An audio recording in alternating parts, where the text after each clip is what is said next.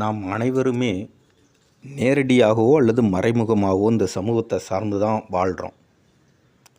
நீங்கள் நினைக்கலாம், நான் உழைக்கிறேன், நான் சம்பாதிக்கிறேன், நான் நல்லா இருக்கேன் அப்படின்னு நினைக்கலாம். அது ஒரு பகுதி உண்மை தான். ஆனால் இந்த சமூகத்தை தான் நம்ம சார்ந்து இருக்கிறோம் மறைமுகமாக. இந்த சமூகத்தில் ஒரு தவறு நடந்தால், கெட்டது நடந்தால் அது நம்மளை பாதிக்கும் மறைமுகமாக. அதுக்காக தான் நம்ம என்ன செய்யணும், இந்த சமூகத்தில் உள்ளவங்க பல பேர் யாராவது உங்களுக்கு பிடிக்காத விஷயங்களை செஞ்சுருக்கலாம்.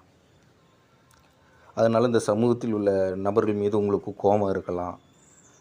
அதெல்லாம் நீங்கள் தள்ளி வச்சுட்டு இங்கே சமூகத்துக்கு என்ன செய்யணும்னு பாருங்கள். நம்மளால் என்ன செய்ய முடியும், சமூகத்துக்கான பங்களிப்பை நீங்கள் செய்யணும். முதல்ல நீங்கள் நல்லா இருக்கணும். அதுக்கு உங்களை நீங்கள் வலுப்படுத்திங்க. நீங்கள் நல்லா இருந்தால் தான் சமூகத்துக்கு நல்லது செய்ய முடியும்.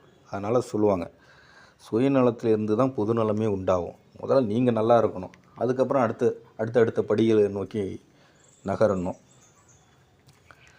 இப்போ ஒரு சமூகத்தில் ஒரு குற்றவாளி உருவாகுறான்னா அது யாரை பாதிக்கும்? மறைமுகமாக உங்களை தான் பாதிக்கும், நம்மளை தான் பாதிக்கும். அப்போ என்ன செய்யணும், இந்த சமூகத்தில் உள்ள மக்களுக்கு ஒரு நல்ல சூழ்நிலையை உருவாக்கிட்டு போகணும். நம்மளால் முடிஞ்ச அளவுக்கு ஒரு சிறு பங்களிப்பாவது செய்யணும். அந்த ஒரு சிறு பங்களிப்பு ஒரு பெரிய மாற்றத்தை உருவாக்கும். எப்படி ஒரு சின்ன விதை மிகப்பெரிய ஆலமரத்தை உருவாக்குதோ, நம்ம ஒரு சின்னதாக ஒரு செயலை செஞ்சுருப்போம், அதை தொடர்ச்சியாக அதை பின்பற்றுறவங்கன்னு சொல்லி அது ஒரு பட்டர்ஃப்ளை எஃபெக்ட் மாதிரி அது ஒரு பெரிய பாதிப்பை உண்டு பண்ணும். அதனால் நம்ம இந்த சமூகத்துக்கு, சமூக மக்களுக்கு ஒரு நல்ல சூழ்நிலையை உருவாக்க முயற்சி செய்யணும்.